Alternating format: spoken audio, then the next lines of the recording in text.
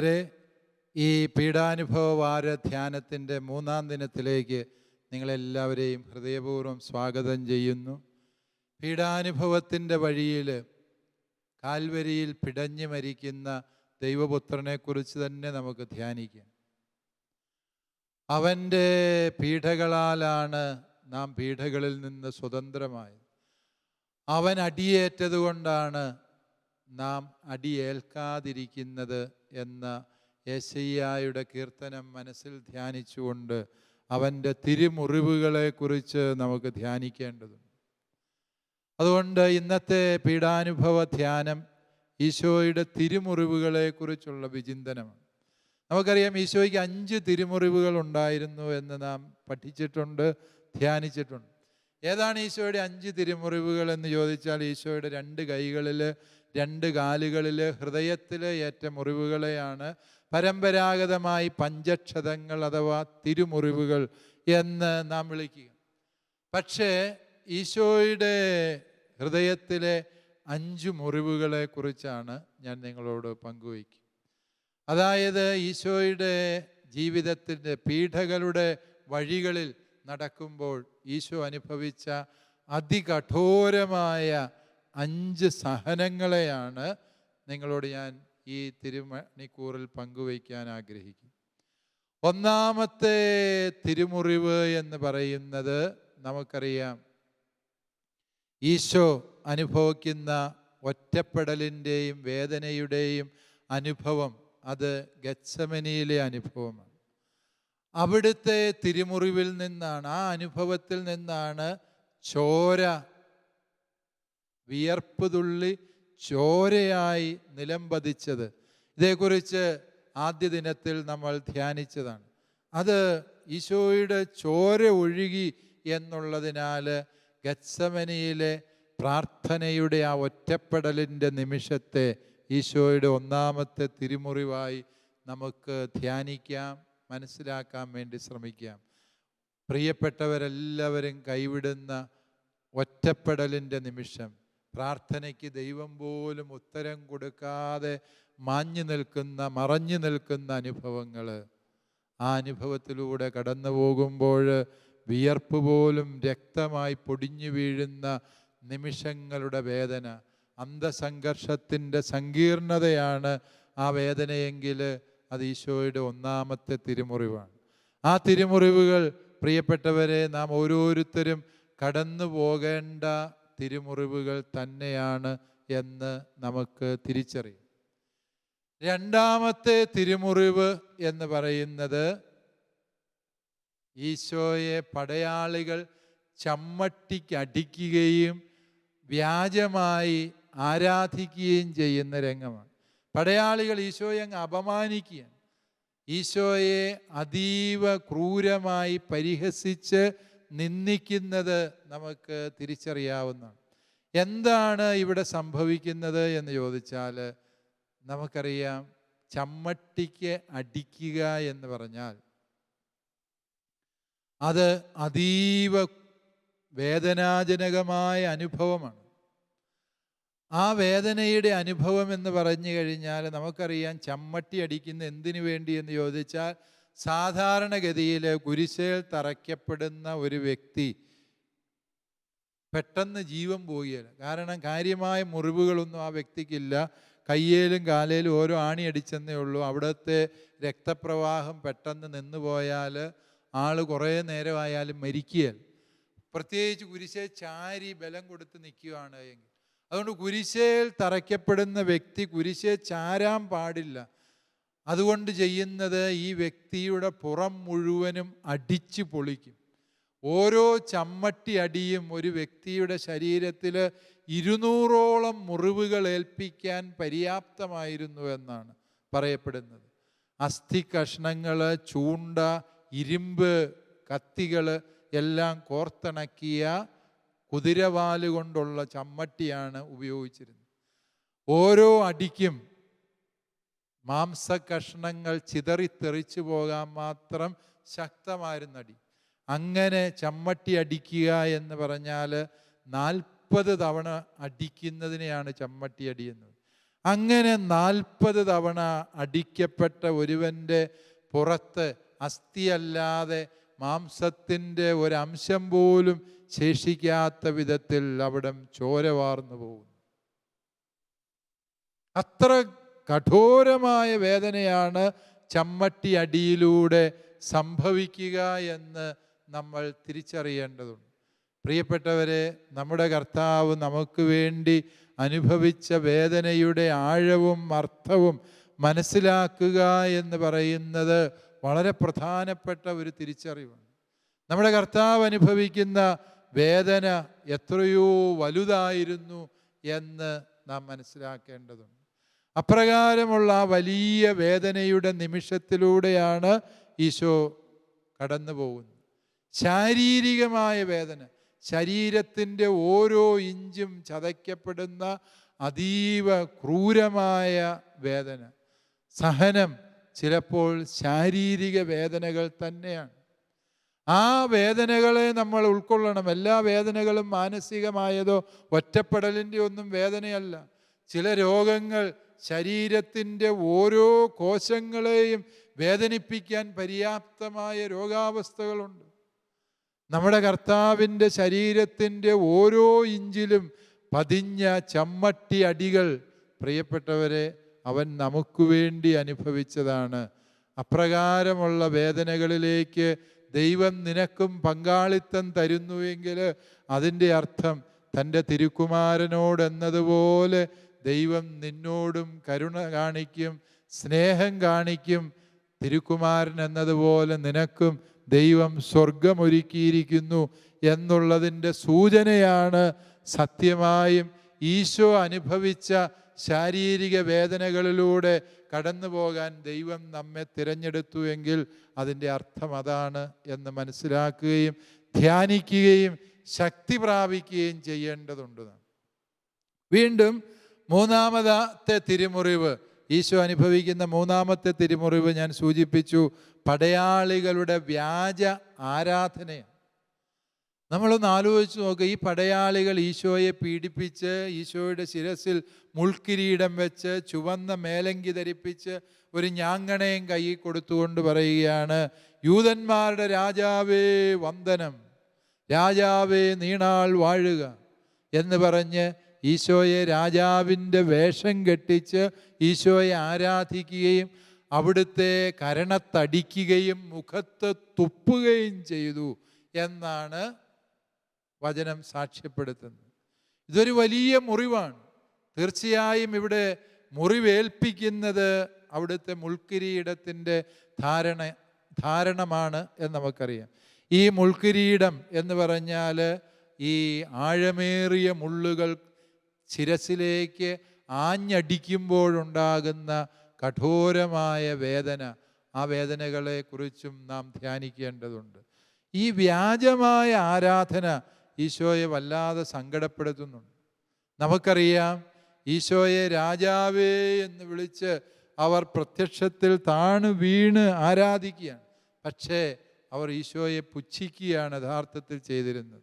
പലപ്പോഴും നമ്മുടെ ആരാധനകൾ സമാനമായ അനുഭവങ്ങളാകുന്നുണ്ടോ എന്ന ആത്മശോധനയ്ക്ക് വേണ്ടിയാണ് ഈ ഒരു വ്യാജ ആരാധനയുടെ വിവരണം പീഡാനുഭവ വിവരണത്തിനിടയിൽ ഉൾപ്പെടുത്തിയിരിക്കുന്നത് എന്ന് ഞാൻ വിചാരിക്കുന്നു. പലപ്പോഴും നാം വിശുദ്ധ കുർബാനയിൽ പങ്കുചേരുമ്പോൾ കാൽവരിയിലെ ഈശോയുടെ അതേ ബലി തന്നെയാണ് പരിശുദ്ധ കുർബാനയിൽ നാം അനുസ്മരിക്കുന്നതും അനുഷ്ഠിക്കുന്നതും എന്ന് നമുക്കറിയാം. പക്ഷേ ചിലപ്പോഴൊക്കെ നമ്മൾ കൈകൂപ്പും ശിരസ് നമിക്കും. പക്ഷേ നമ്മുടെ മനസ്സും ഹൃദയവും അതിൻ്റെ പരിസരങ്ങളിലൊന്നുമില്ല. എല്ലാവരും എഴുന്നേൽക്കുന്ന നേരത്ത് നമ്മൾ എഴുന്നേറ്റ് പോയി, എല്ലാവരും മുട്ടേ നിൽക്കുന്ന നേരത്ത് നമ്മളങ്ങ് മുട്ടേ നിന്നു എന്നേ ഉള്ളൂ. എല്ലാവരും ശിരസ് കുനിച്ചപ്പം നമ്മളും ശിരസ് കുനിച്ചു എന്നേ ഉള്ളൂ. എല്ലാവരും വിശുദ്ധ കുർബാന സ്വീകരിച്ചപ്പോൾ നമ്മളും സ്വീകരിച്ചു എന്നേ ഉള്ളൂ. നാം ചെയ്തതെന്ത് എന്ന് പലപ്പോഴും അറിയാതെ നമ്മൾ വ്യാജമായി അവനെ ആരാധിക്കുമ്പോൾ, പ്രിയപ്പെട്ടവരെ, നമ്മുടെ കർത്താവിൻ്റെ ഹൃദയം വേദനിക്കുന്നു. അവൻ്റെ തിരുമുറിവായി നമ്മുടെ ആരാധനകൾ രൂപപ്പെടുന്നു എന്നുള്ള യാഥാർത്ഥ്യം നമ്മൾ മനസ്സിലാക്കേണ്ടതുണ്ട്. അതുകൊണ്ട് ഇനിമേൽ നാം അവനെ ആരാധിക്കുമ്പോൾ ഈ പടയാളികളുടെ നിരയിലല്ല ആരാധിക്കേണ്ടത്.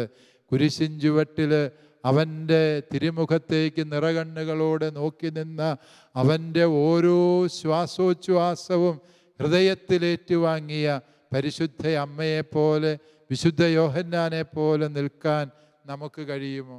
പലപ്പോഴും നമ്മുടെ ആരാധനകൾ അവൻ്റെ ഹൃദയത്തെ വേദനിപ്പിക്കുന്നതാണ്. നമ്മുടെ വിശുദ്ധ ബലിയർപ്പണങ്ങൾ അവനെ സങ്കടപ്പെടുത്തുന്ന രീതിയിലാണ് എന്നുള്ള സത്യം പ്രിയപ്പെട്ടവരെ നാം മനസ്സിലാക്കേണ്ടതുണ്ട്. അതുകൊണ്ട് വ്യാജമായ ആരാധന ഈശോയുടെ ഹൃദയത്തെ ഏറെ വേദനിപ്പിച്ച, മുറിപ്പെടുത്തിയ അനുഭവമാണ് എന്ന സത്യം നാം തിരിച്ചറിയണം.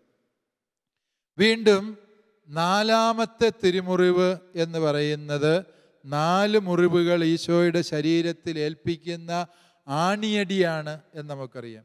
നാലാമത്തെ തിരുമുറിവ് എന്ന് പറയുമ്പോൾ 4 മുറിവുകളാണ്. 2 കൈ വലിച്ചു നീട്ടി ആ കൈകളിലേക്ക് ആണി അടിച്ചിറക്കുന്നു.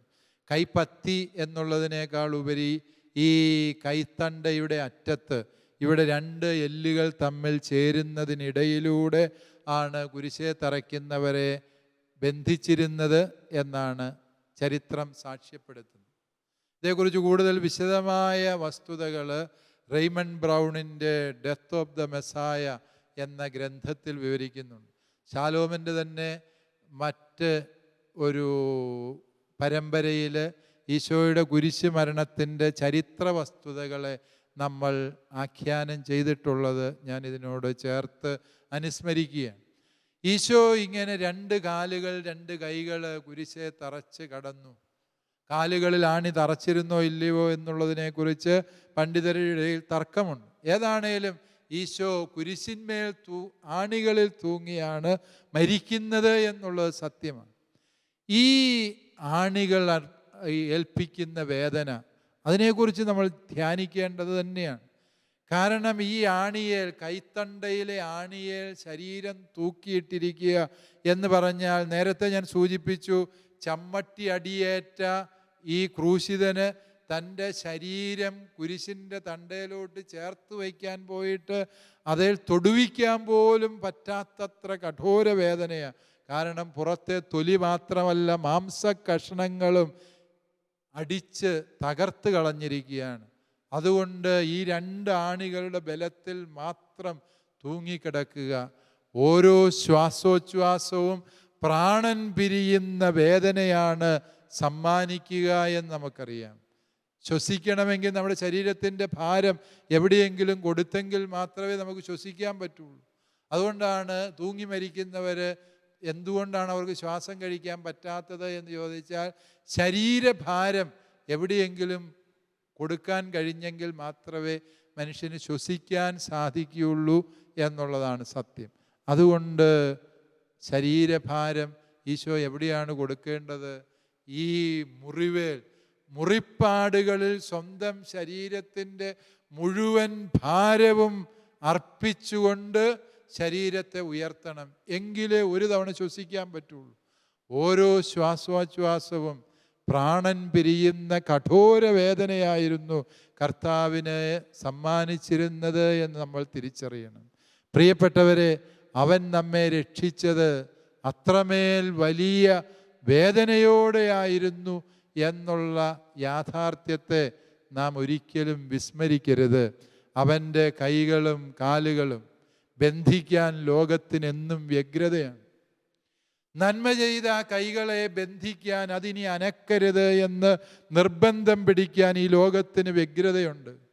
നമ്മൾ പലപ്പോഴും കാണുന്നതാണ്, നന്മയുടെ സ്വരങ്ങളെയും നന്മയുടെ സാന്നിധ്യങ്ങളെയും ചെളിവാരി എറിയാനും അവരെ നിശബ്ദരാക്കാനും അവരുടെ കൈകാലുകൾ ബന്ധിക്കാനും ഈ ലോകത്തിന് എപ്പോഴും വ്യഗ്രതയുണ്ട്. സഭയെയും സഭയുടെ സർവ്വ നന്മകളെയും അധിക്ഷേപിക്കാനും സഭയുടെ വായടയ്ക്കാനുമുള്ള വ്യഗ്രത പല കോണുകളിൽ നിന്നുയരുമ്പോൾ കൈകാലുകൾ ബന്ധിക്കപ്പെട്ട ദൈവപുത്രനെ നമുക്ക് തിരിച്ചറിയേണ്ടതുണ്ട്.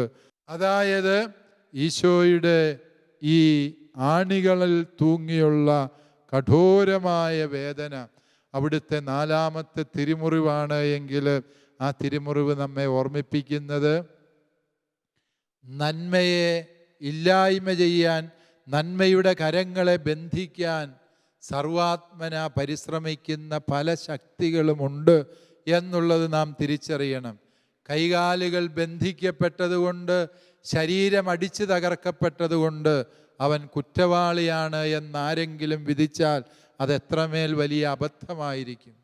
പലപ്പോഴും സഭയെക്കുറിച്ചും നാം തിരിച്ചറിയേണ്ടതാ, ചുറ്റുമുള്ളവർ ചെളിവാരി എറിഞ്ഞതുകൊണ്ട്, മറ്റുള്ളവർ ഈ സഭയെ മുറിവേൽപ്പിക്കാൻ പരിശ്രമിച്ചതുകൊണ്ട്, അകത്തു നിന്നും പുറത്തു നിന്നും മിശിഹായുടെ ശരീരമായ സഭയെ തകർക്കാൻ പലരും പരിശ്രമിച്ചതുകൊണ്ട് സഭ തിന്മയാണ്, തെറ്റുകാരിയാണ് എന്നാരെങ്കിലും വിചാരിച്ചാൽ അതെത്രമേൽ വലിയ അവിവേകമാണ്.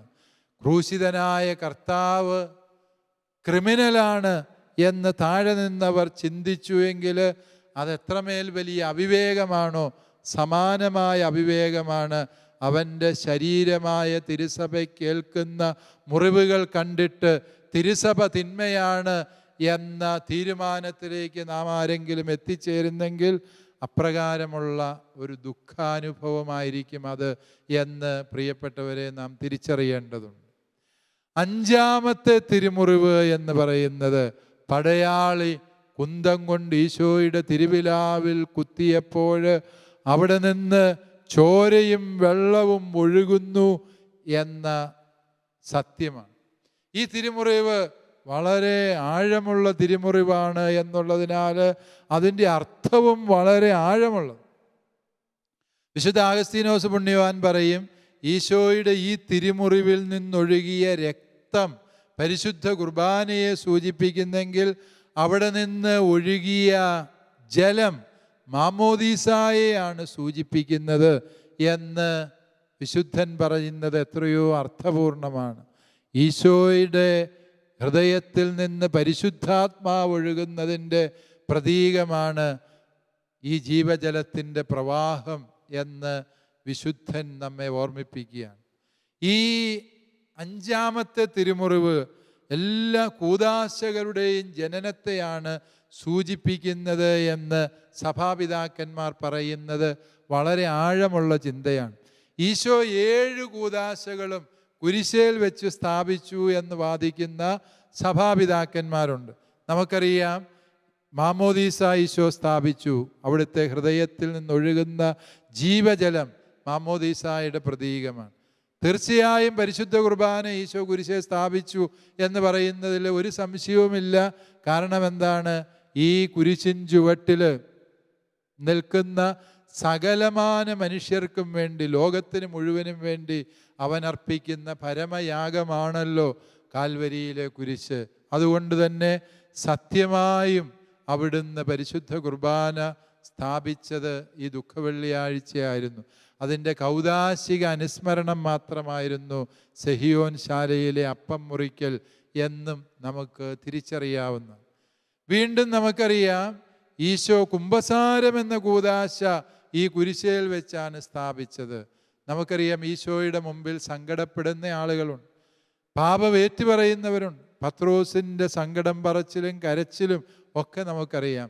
നല്ല കള്ളൻ്റെ അനുതാപവും അവൻ ഈശോ കൊടുക്കുന്ന പാപമോചനവും, നീ ഇന്ന് എന്നോടുകൂടെ പറുദീസായിലായിരിക്കുമെന്ന് പറയുന്നതും ഒക്കെ ആത്യന്തികമായി പാപമോചനത്തിൻ്റെ കൂദാശയായ വിശുദ്ധ കുമ്പസാരത്തെയും അതുപോലെ രോഗീലേപനത്തെയും സൂചിപ്പിക്കുന്നു എന്നാണ് സഭാപിതാക്കന്മാർ പറയുന്നത്. വീണ്ടും തിരുപ്പട്ടം എന്ന കൂദാശയും ഈശോ കാൽവരിയിലാണ് സ്ഥാപിച്ചത്. തൻ്റെ വിശുദ്ധ ബലി പൂർത്തിയാക്കിക്കൊണ്ട് ഈ ബലി തുടരുവാൻ വേണ്ടി അവിടുന്ന് പൗരോഹിത്യം സ്ഥാപിച്ചു.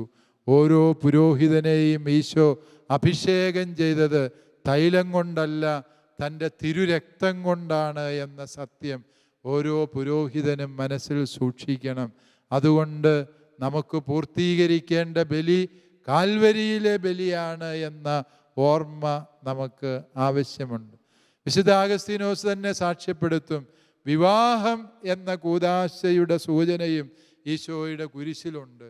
കാരണം ഈശോ പുതിയൊരു കുടുംബത്തിന് അവിടെ രൂപം നൽകുന്നുണ്ട്. ഇതാ നിന്റെ അമ്മ എന്ന് യോഹന്നാനോട് ചൂണ്ടിപ്പറയുമ്പോൾ, ഇതാ നിന്റെ മകനെന്ന് അമ്മയോട് യോഹന്നാനെ ചൂണ്ടിപ്പറയുമ്പോൾ, ശരിക്കും ഈശോ പുതിയൊരു കുടുംബത്തിന് അവിടെ രൂപം നൽകുകയാണ്. തന്നിൽ വിശ്വസിക്കുന്നവരുടെ സമൂഹമായ സഭയെന്ന വലിയ കുടുംബത്തിന് ഈശോ അവിടെ രൂപം നൽകുമ്പോൾ അത് വിവാഹമെന്ന കൂദാശയുടെ പ്രതീകമാണ് എന്നുകൂടി സഭാപിതാക്കന്മാർ വ്യാഖ്യാനിക്കുന്നുണ്ട്. അതായത് കുരിശിലെ ഈശോയുടെ തിരുമുറിവുകൾ, പ്രിയപ്പെട്ടവരെ, അത് AD 30 ഏപ്രിൽ മാസം 7-ാം തീയതി ഒരു വെള്ളിയാഴ്ച ഈശോ അനുഭവിച്ച മുറിവുകൾ മാത്രമായിരുന്നു എന്ന് ധരിക്കരുത്. ചരിത്ര പണ്ഡിതന്മാർ വളരെ കൃത്യമായ വിവരങ്ങളുടെ വെളിച്ചത്തിൽ ലഭ്യമായ സകല വസ്തുതകളും പരിഗണിച്ചുകൊണ്ട് ഈശോയുടെ മരണദിനം ഏപ്രിൽ 7-ാം തീയതി വെള്ളിയാഴ്ചയായിരുന്നു, പെസഹായുടെ ഒരുക്ക നാളിലായിരുന്നു എന്ന് കണ്ടെത്തിയിട്ടുണ്ട്. ആ ദിവസത്തിൽ സംഭവിച്ച മുറിവുകളായി മാത്രം അതിനെ കരുതേണ്ടതില്ല. രക്ഷയുടെ ദിവ്യമായ പ്രവാഹം ലോകത്തിൻ്റെ അതിരുകളോളം അവസാനത്തോളം എത്തിക്കാൻ പര്യാപ്തമാണ് ഈശോയുടെ ഈ ഓരോ മുറിവും എന്ന യാഥാർത്ഥ്യം, പ്രിയപ്പെട്ടവരെ, നമുക്ക് മനസ്സിൽ ധ്യാനിക്കാം. ദൈവം നമ്മെ എല്ലാവരെയും സമൃദ്ധമായി അനുഗ്രഹിക്കട്ടെ.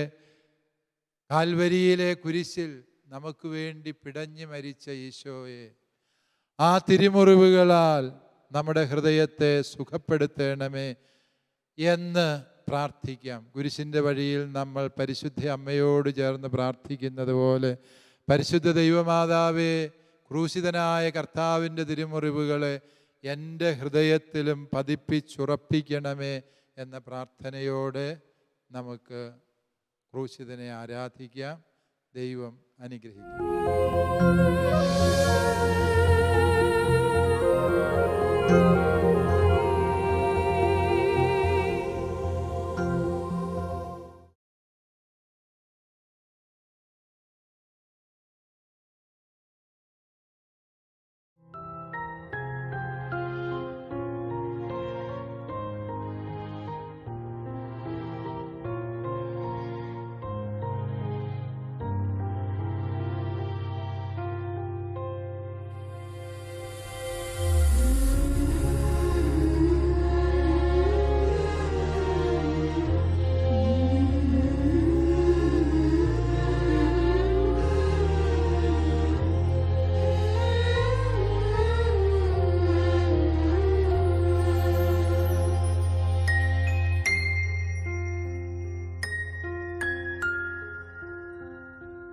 ദിവ്യകാരുണ്യമായുള്ളിൽ വായും ഈശോയേ, നവ്യഭോജ്യമായെന്നാവിൽ വാ പൊന്നീശോയേ, കുളിരേകും മഴമേ തുള്ളി മണ്ണിൽ ചേരുമ്പോൾ, നിറമേകും മഴമേ കോടിവാരിൽ ചേരുമ്പോൾ, സ്വയമേ മറന്നു നിന്നിൽ ചേരും ഈശോയേ, ഇനിമേൽ പിരിയുകില്ല തമ്മിൽ ഈശോയേ, ദിവ്യകാരുണ്യമായുള്ളിൽ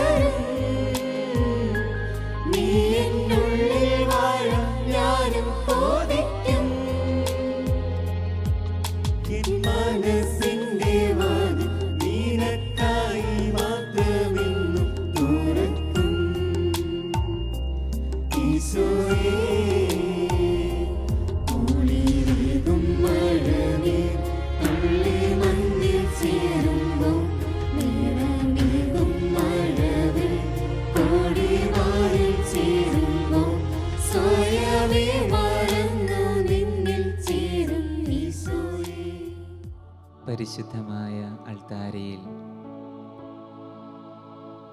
നമ്മുടെ ഓരോരുത്തരുടെയും മുൻപിൽ എഴുന്നള്ളിയിരിക്കുന്ന നല്ല ദൈവത്തെ മനസ്സ് തുറന്ന് നമുക്ക് ആരാധിക്കാം.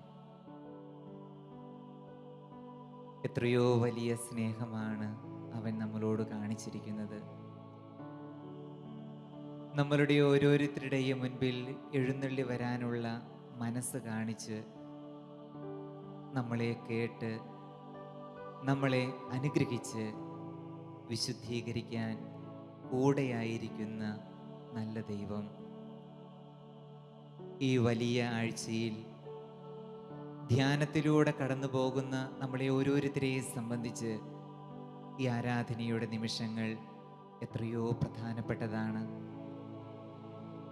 ഈശോയെ അറിയുന്ന, ഈശോയെ മനസ്സിലാക്കുന്ന, സംതൃപ്തിയോടെ തിരിച്ചു പോകുന്ന, അവൻ നമുക്ക് വേണ്ടി സഹിച്ച പാടുപീടുകളെ മനസ്സിലാക്കുന്ന, ജീവിതത്തിന് ഒരുപാട് അർത്ഥങ്ങളുണ്ടല്ലോ എന്ന് തിരിച്ചറിയുന്ന നല്ല ദിവസങ്ങൾ, നല്ല മണിക്കൂറുകൾ. പ്രിയപ്പെട്ടവരെ, നമുക്കൊന്നു ചേർന്ന് ആരാധിക്കാം. പരിശുദ്ധ പരമ ദിവ്യകാരുണ്യത്തിന് എന്നും ആരാധനയും സ്തുതിയും പുകഴ്ചയും ഉണ്ട് എന്ന് ഒരു മനസ്സോടും ഹൃദയത്തോടും കൂടെ നമുക്ക് ഈ നിമിഷങ്ങളിൽ പാടി നമുക്ക് പ്രാർത്ഥിക്കാം. പരിശുദ്ധ പരമ ദിവ്യകാരുണ്യത്തിന് എന്നേരവും ആരാധനയും സ്തുതിയും പുകഴ്ചയും ഉണ്ടായിരിക്കട്ടെ. ചേർന്ന് പാടാം. പരിശുദ്ധ പരമ ദിവ്യകാരുണ്യത്തിന് എന്നേരവും ആരാധനയും സ്തുതിയും പുകഴ്ചയും ഉണ്ടായിരിക്കട്ടെ. ആഗ്രഹത്തോടെ ഒരിക്കൽ കൂടി. പരിശുദ്ധ പരമ ദിവ്യകാരുണ്യത്തിന് എന്നേരവും ആരാധനയും സ്തുതിയും പുകഴ്ചയും ഉണ്ടായിരിക്കട്ടെ. പരമപരിശുദ്ധനായ ദൈവത്തിൻ്റെ മുൻപിൽ അഗാധമായ എളിമയോടും വിനയത്തോടും കൂടെ നമുക്ക് ഈ സമയങ്ങളിലായിരിക്കാം. വിനയമായവൻ, എളിമയാർന്ന ജീവിതത്തിലൂടെ തന്നിലേക്ക് എല്ലാവരെയും അടുപ്പിച്ചവൻ നമ്മളോട് പറയുന്നു, നിന്റെ പ്രാർത്ഥന വിശ്വാസത്തോടെയുള്ളതാകട്ടെ, നിന്റെ ആരാധന പൂർണ്ണമായ ഹൃദയത്തോടെയുള്ളതായിരിക്കട്ടെ, നിന്റെ പ്രവർത്തനങ്ങളും നിന്റെ ചിന്തകളും പൂർണ്ണമായ വിശ്വാസത്തോടെയുള്ളതായിരിക്കട്ടെ. നമുക്ക് ഈ നിമിഷങ്ങളിൽ ചേർന്ന് പാടാം.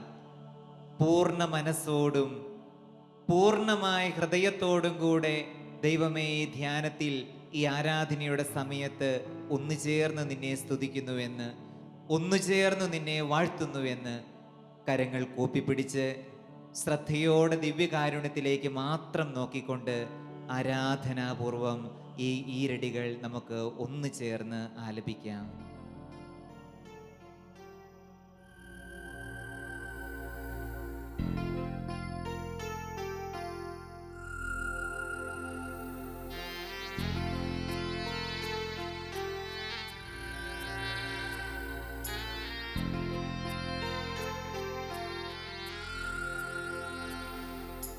പൂർണ്ണ മനസ്സോടും പൂർണ്ണ ഹൃദയമോടും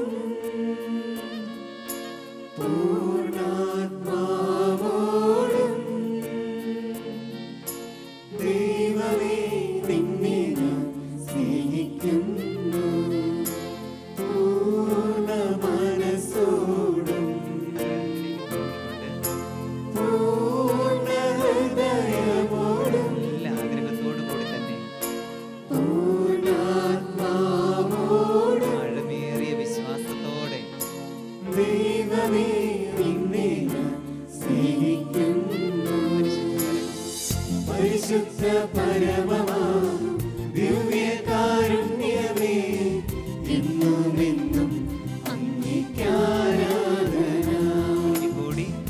പരിശുദ്ധ പരമമാ ദിവ്യകാരുണ്യമേ, ഇന്നും എന്നും അങ്ങേക്കാരാധന.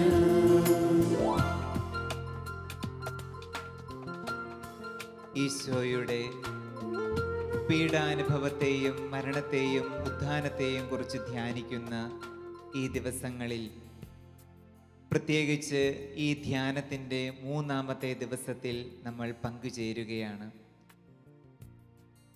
വലിയ സഹനത്തിൻ്റെ ജീവിതം നയിച്ചുകൊണ്ട്, സഹനത്തിൻ്റെ മാതൃക നൽകിക്കൊണ്ട്, സഹനത്തിലൂടെ ഉരുത്തിരിയുന്ന ദൈവഹിതത്തെ നമുക്ക് ഓരോരുത്തരുടെയും മുൻപിൽ ഇന്ന് ദിവ്യകാരുണ്യം തെളിയിച്ചു കാണിക്കുകയാണ്. ക്രൂശിതൻ തെളിയിച്ചു കാണിക്കുകയാണ്. ഈശോയുടെ 5 തിരുമുറിവുകളെ കുറിച്ച് വളരെ വിശദമായ ധ്യാന ചിന്തകൾ നമ്മളുടെ ഓരോരുത്തരുടെയും മനസ്സുകളിലുണ്ട്. നമുക്ക് ഓരോരുത്തർക്കും വേണ്ടി അവൻ സഹിച്ചു. നമുക്ക് ഓരോരുത്തർക്കും വേണ്ടി അവൻ പീഡകളേറ്റു. നമുക്ക് ഓരോരുത്തർക്കും വേണ്ടി അവൻ രക്തം ചിന്തി. പ്രിയപ്പെട്ടവരെ, നമുക്ക് വേണ്ടി ജീവിച്ച, നമുക്ക് വേണ്ടി മരിച്ച, നമുക്ക് വേണ്ടി സഹിച്ച, നമുക്ക് വേണ്ടി പാടുപീഡകളേറ്റ ദൈവത്തെ നമുക്കൊന്ന് സ്തുതിച്ച് ആരാധിക്കാം.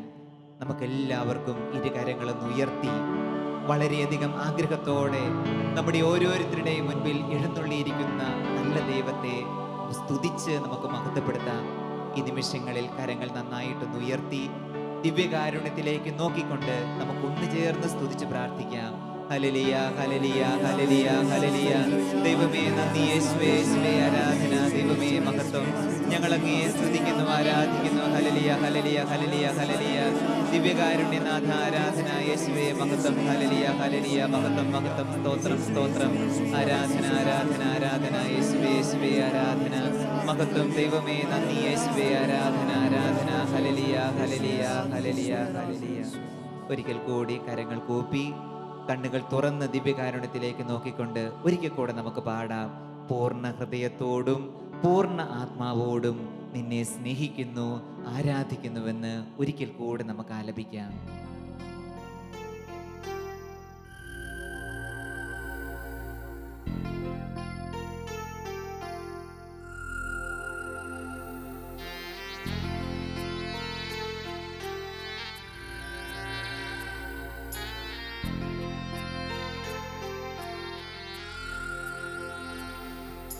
പൂർണ്ണ മനസ്സോടും പൂർണ്ണ ഹൃദയമോടും പൂർണ്ണാത്മാവോടും ദൈവമേ നിന്നെ ഞാൻ സ്നേഹിക്കുന്നു. പൂർണ്ണ മനസ്സോടും പൂർണ്ണ ഹൃദയമോടും പൂർണ്ണാത്മാവോടും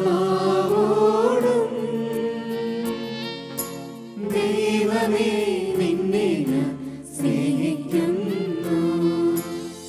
പരിശുദ്ധ പരമമാ ദിവ്യകാരുണ്യമേ, എന്നുമെന്നും അങ്ങേക്കാരാധന. പരിശുദ്ധ പരമമാ ദിവ്യകാരുണ്യമേ, എന്നുമെന്നും അങ്ങേക്കാരാധന. നമ്മളോടുകൂടെ അപ്പമായിരിക്കുന്ന നല്ല ദൈവം 3 വർഷത്തെ തൻ്റെ പരസ്യ ജീവിതത്തിൻ്റെ അവസാന കാലഘട്ടങ്ങളിൽ അവൻ കടന്നുപോയ പീഡകളെക്കുറിച്ച് ചിന്തിക്കുന്നത്, ദിവ്യകാരുണ്യ സന്നിധിയിലായിരുന്നു ചിന്തിക്കുന്നത്, വളരെ ശ്രേഷ്ഠമാണ്. 5 തിരുമുറിവുകൾ, 5 തിരുമുറിവുകളിലൂടെ മനുഷ്യവംശത്തോടുള്ള തൻ്റെ അതിയായ സ്നേഹം അവൻ വെളിപ്പെടുത്തി. ഗത്സമനിയിൽ വെച്ച് അവൻ്റെ ഒറ്റപ്പെടൽ, ശിഷ്യന്മാർ ഓടിയൊളിച്ച അവസരം, ആരുമില്ലാതെ തനിച്ച് മുട്ടിന്മേൽ നിന്നുകൊണ്ട് പ്രാർത്ഥിക്കുന്ന ഈശോ, അവന്റെ വിയർപ്പ് തുള്ളികൾ രക്തകണങ്ങളായി പുറത്തു വന്നുവെന്ന് വചനം നമ്മളോട് പറഞ്ഞു തരുന്നു. സഹനത്തിന്റെ എത്രയോ വലിയ നിമിഷങ്ങൾ. പ്രിയപ്പെട്ടവരെ, ദിവ്യകാരുണ്യ സന്നിധിയിലായിരുന്നു. ചിന്തിച്ചു നോക്ക്, നമ്മളുടെ അടുക്കൽ നിന്ന് നമ്മളെ സ്നേഹിച്ചിരുന്നു എന്ന് കരുതുന്നവർ, സ്നേഹമുണ്ട് എന്ന് കരുതുന്നവർ, നമ്മുടെ വേദനകളിൽ വിഷമങ്ങളിലൊക്കെ മാറി നിന്ന അവസരങ്ങൾ ജീവിതങ്ങളിൽ ഉണ്ടായിട്ടില്ലേ? ദിവ്യകാരുണ്യം നമ്മളെ ഓർമ്മിപ്പിക്കുന്നു. ക്രൂശിതനായ ഈശോ നമ്മളെ ഓർമ്മിപ്പിക്കുന്നു. ഈ ഒറ്റപ്പെടൽ, ഈ സഹനം വലിയ രക്ഷയിലേക്ക് നമ്മളെ കൊണ്ടുചെന്നെത്തിക്കുന്ന ഒരു യാഥാർത്ഥ്യമാണെന്ന്. പ്രിയപ്പെട്ടവരെ, ദിവ്യകാരുണ്യ സന്നിധിയായിരുന്നു കൊണ്ട് നമുക്ക് തിരിച്ചറിയാം, എൻ്റെ സ്നേഹിതന്മാർ ഓടിയൊളിച്ചാലും മറ്റുള്ളവരെന്നെ പരിത്യജിച്ചാലും എൻ്റെ നാഥൻ എൻ്റെ കൂടെയുണ്ട് എന്നുള്ള സത്യത്തെ നമുക്ക് തിരിച്ചറിഞ്ഞാലോ? വീണ്ടും ദിവ്യകാരുണ്യത്തിലേക്ക് നോക്കുമ്പോൾ ഈശോയുടെ രണ്ടാമത്തെ തിരുമുറിവിനെ നമ്മുടെ ശ്രദ്ധയിലേക്ക് നമുക്ക് കൊണ്ടുവരാം. ചമ്മട്ടിയടിയേൽക്കുന്ന ഈശോ, വളരെയധികം വലിയ തെറ്റുകൾ സംഭവിക്കുന്നവരെ ശാരീരികമായി പീഡിപ്പിക്കുന്ന ശൈലി പഴയ സംസ്കാരത്തിൽ ഉണ്ടായിരുന്നു എന്ന് നമ്മൾ മനസ്സിലാക്കിയിട്ടുള്ളതാണ്. ശത്രുവിനെ ചാട്ട കൊണ്ട് അടിക്കുമ്പോൾ, ശരീരം പീഡിപ്പിക്കുമ്പോൾ അത് കണ്ട് ആനന്ദിക്കുന്നവർ, അത് കണ്ട് പൊട്ടിച്ചിരിക്കുന്നവർ. ക്രൂശിതനായ ഈശോ നമ്മളെ ഓർമ്മിപ്പിക്കുന്നു, രണ്ടാമത്തെ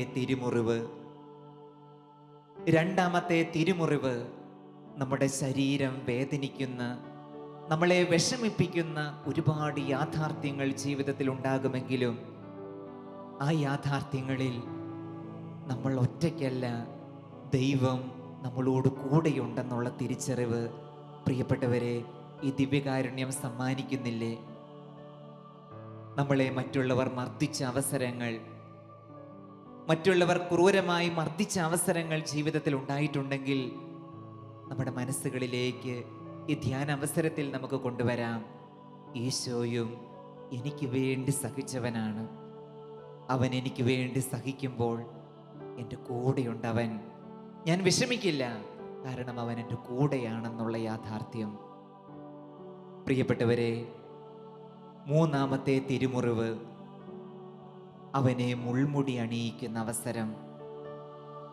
മുൾമുടി അണിയിക്കുന്ന അവസരം ഏറ്റവും പരിഹസിക്കുന്ന അവസരമാണ്. പരിഹാസഹേതുവായ തമ്പുരാൻ. നമുക്ക് ചിന്തിക്കാം, ഒരുപാട് പരിഹാസത്തിൻ്റെതായ മേഖലകൾ, കുറ്റം പറച്ചിലിൻ്റെതായ അവസരങ്ങൾ നമ്മുടെ ജീവിതങ്ങളിൽ ഉണ്ടായിട്ടുണ്ടെങ്കിൽ ഈശോ നമ്മളെ ഓർമ്മിപ്പിക്കുന്നു, സാരമില്ല, ഞാനുണ്ട്, നിന്റെ ഒപ്പം ഞാനുണ്ട്. വീണ്ടും 4ഉം 5ഉം തിരുമുറിവുകളെ ദിവ്യകാരുണ്യ സന്നിധിയെ നമുക്കൊന്ന് ഓർമ്മിക്കാം. അവൻ്റെ കൈകളിലും കാലുകളിലും ആണിയടിക്കുന്ന അവസരം, അവനെ കുരിശിലേറ്റുന്ന അവസരം. 4ഉം 5ഉം തിരുമുറിവുകൾ അതാണ്. പ്രിയപ്പെട്ടവരെ, ശരീരം എത്രമാത്രം വേദനിക്കാവോ അത്രയധികം വേദനിക്കുന്ന അവസരം. നന്മ ചെയ്തിരുന്ന കരങ്ങൾ, ആ കരങ്ങളെ ഉപദ്രവിക്കുന്ന അവസരം ഒരുപക്ഷെ നമുക്ക് ഫീൽ ചെയ്തിട്ടുണ്ടാകാം. ദീർഘമായ ദിവസങ്ങൾ കുരിശിന്മേൽ 3 ആണികളിൽ തൂങ്ങിക്കിടന്ന അവസരം ജീവിതത്തിൽ ഉണ്ടാകാം. അമിതമായ, അധികമായ വ്യഥകൾ അനുഭവിച്ച അവസരം.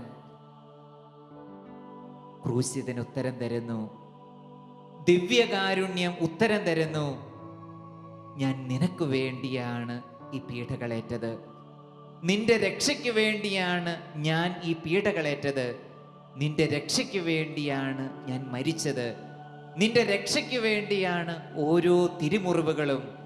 ഓരോ തിരുമുറിവുകളിൽ നിന്നും ഊർന്നിറങ്ങിയ രക്തത്തുള്ളികൾ നിന്റെ രക്ഷയ്ക്കുള്ള നിദാനമായി തീർന്നെന്ന് തിരിച്ചറിയുക. ദിവ്യകാരുണ്യത്തിലേക്ക് മാത്രം പ്രിയപ്പെട്ടവരെ നോക്കാം.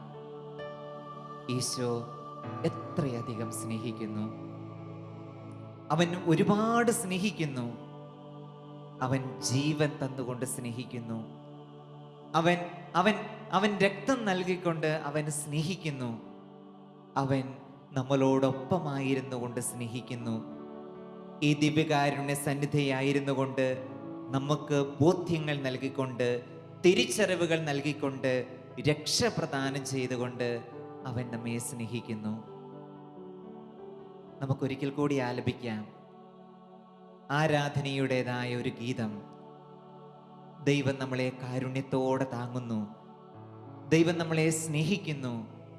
ദൈവം സഹനങ്ങളുടെ അർത്ഥം നമുക്ക് വെളിവാക്കി തരുന്നു എന്നുള്ള ബോധ്യത്തോടെ, ആഗ്രഹത്തോടെ ആരാധനയുടേതായ ഒരു ഗീതം ഒന്നു ചേർന്ന് നമുക്ക് ആലപിക്കാം.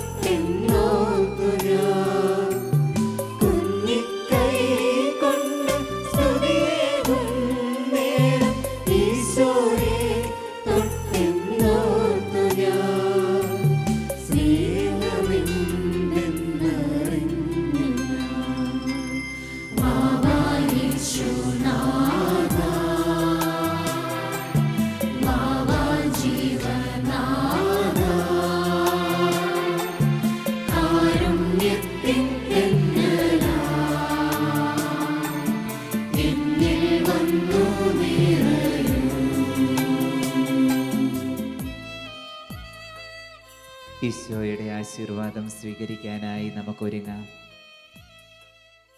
ഈ ദിവസങ്ങളിൽ വചനത്തിലൂടെ ദൈവം നമ്മളോട് അരുളി ചെയ്യുന്ന കാര്യങ്ങൾ, ഈ ധ്യാന ദിവസങ്ങളിൽ ദൈവം നമ്മളോട് പങ്കുവെച്ച് തരുന്ന എല്ലാ കാര്യങ്ങളും നമുക്ക് മനസ്സിൽ ഹൃദ്യസ്ഥമാക്കാം. ഹൃദ്യസ്ഥമാക്കുന്നതിനെ നമുക്ക് കൂടുതൽ മനനം ചെയ്യാം. മനനം ചെയ്യുന്നതിലൂടെ ധാരാളം നല്ല പ്രവർത്തനങ്ങൾ ക്രൂശിതനായ ഈശോ ദിവ്യകാരുണ്യം നമുക്ക് ഓരോരുത്തർക്കും പ്രദാനം ചെയ്യട്ടെ. നമ്മുടെ എല്ലാ ആഗ്രഹങ്ങളെയും നിയോഗങ്ങളെയും സമർപ്പിക്കാം. പരിശുദ്ധ കത്തോലിക്കാ സഭയെ നമുക്ക് സമർപ്പിച്ച് പ്രാർത്ഥിക്കാം. നമ്മളെ നയിക്കുന്ന മാർപ്പാപ്പ, കർദിനാൾമാർ, മെത്രാപ്പൊലീത്താമാർ, മെത്രാന്മാർ, വ്യത്യസ്തങ്ങളായിട്ടുള്ള രൂപതകൾ, സന്യാസ സഭകൾ, വൈദികർ, സന്യസ്തർ, അൽമായ സഹോദരങ്ങൾ, എല്ലാവരെയും നമുക്ക് സമർപ്പിച്ച് പ്രാർത്ഥിക്കാം. വ്യത്യസ്തങ്ങളായ നിയോഗങ്ങൾ സമർപ്പിച്ച് പ്രാർത്ഥിക്കുന്ന ധാരാളം പേര്. ഈ വചനം നമുക്കായി പ്രദാനം ചെയ്യുന്ന ശാലോം TV, അവിടെ ജോലി ചെയ്യുന്നവര് ഒത്തിരി പേരുണ്ട്. ദൈവകരങ്ങളിൽ നമുക്ക് സമർപ്പിക്കണ്ടേ. ഈ സമയങ്ങളിൽ ധ്യാനത്തിൽ പങ്കെടുത്തുകൊണ്ടിരിക്കുന്ന വ്യക്തികൾ, അവരുടെയൊക്കെ നിയോഗങ്ങൾ നമുക്ക് ദൈവകരങ്ങളിൽ സമർപ്പിക്കാം. സാമ്പത്തികമായി ബുദ്ധിമുട്ടുകൾ അനുഭവിക്കുന്നവര്, ഒറ്റപ്പെടലിൻ്റെ വേദന അനുഭവിക്കുന്നവര്, ശാരീരികമായി മറ്റുള്ളവരാൽ മുറിവേൽപ്പിക്കപ്പെടുന്നവര്, പരിഹസിക്കപ്പെടുന്നവര്, ശാരീരികമായി മുറിവേൽക്കുന്ന ധാരാളം പേര് സമൂഹത്തിൽ ഒത്തിരിയുണ്ട്. സമർപ്പിക്കണം. അവരെയൊക്കെ സമർപ്പിച്ച് പ്രാർത്ഥിക്കണം. അവരിലേക്കൊക്കെ ഈശോയുടെ തിരുരക്തം ഇറങ്ങി അവരെ വിശുദ്ധീകരിക്കാൻ, പരിഹാസ മേഖലകൾ മാറാൻ, ഒറ്റപ്പെടലിൻ്റെ മേഖലകൾ മാറാൻ, വേദനയുടെ മേഖലകൾ മാറാൻ, മറിച്ച് സഹനത്തിൻ്റെ അർത്ഥങ്ങളെ കൂടുതൽ മനസ്സിലാക്കാനുള്ള കൃപയ്ക്ക് വേണ്ടി നമുക്ക് പ്രാർത്ഥിക്കാം. നമ്മുടെ പ്രിയപ്പെട്ട കുടുംബാംഗങ്ങൾ, നമ്മുടെ ബന്ധുമിത്രാദികൾ, നമ്മുടെ അയൽക്കാർ, നമ്മുടെ സുഹൃത്തുക്കൾ, നമ്മളോടൊപ്പം ജോലി ചെയ്യുന്നവർ, ചില സമയങ്ങളിൽ നമുക്കെതിരെ ചെറിയ ചെറിയ ബുദ്ധിമുട്ടുകൾ ഉണ്ടാക്കുന്നവർ, അവരെയൊക്കെ ഈ വലിയ ആഴ്ച നമുക്ക് സമർപ്പിക്കാം. ദൈവത്തിൻ്റെ വലിയ കാരുണ്യം അവരിലേക്കൊക്കെ ഇറങ്ങട്ടെ.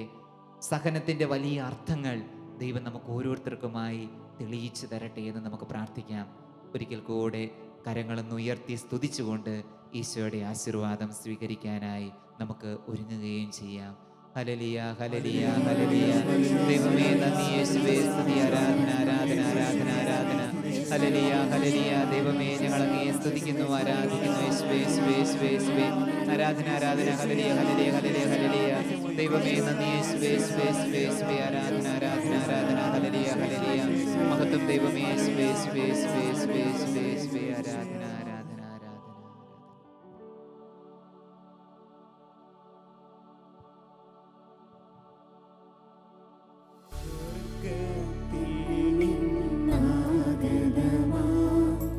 ജീവൻ നൽകുമൊരപ്പം നീ, മർത്യനു മുക്തി പകർന്നരുളും നിത്യമഹോന്നതമപ്പം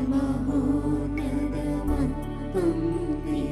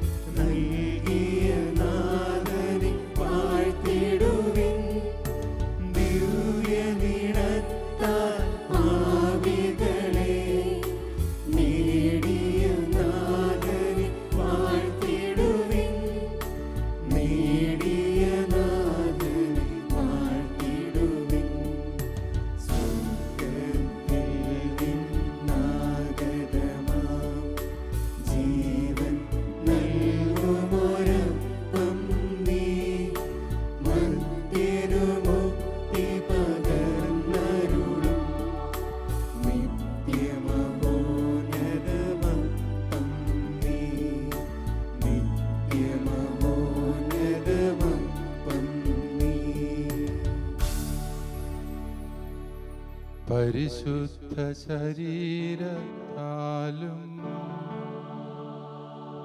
വിലയേറിയ രക്തത്താലും പാപത്തിൻ കറകളിൽ നിന്നും മർത്യനു നീ മോചനമേകി. ദിവ്യകടാക്ഷം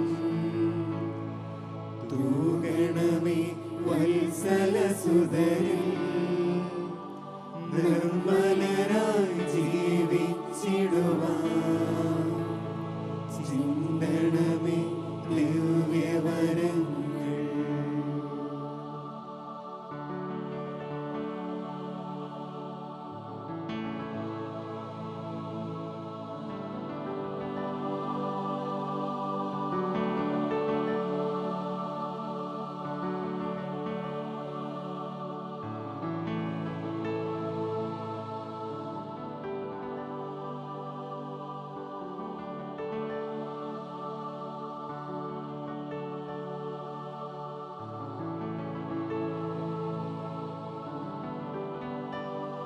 പരിശുദ്ധ പരമ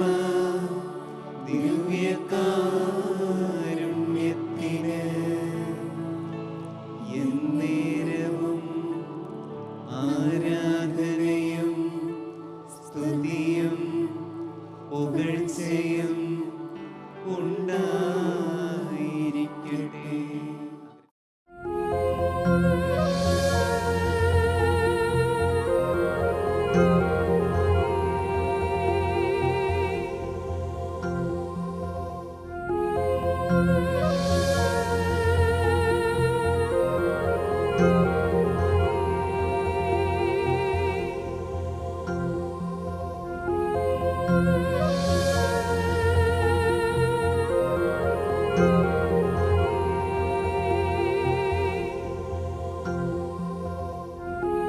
Thank you.